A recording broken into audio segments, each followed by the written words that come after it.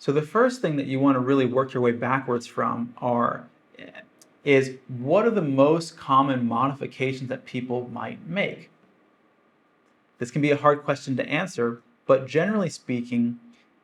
it might be things like reducing the sugar intake that they have, right? So if there are smoothies that are sweeter, like I kind of gave you that example earlier, someone was replacing the banana with avocado, these kinds of things will happen if they want to reduce their carbohydrates or reduce their sugar intake because maybe they're on a low sugar diet or they just don't want things that are very sweet for whatever reason.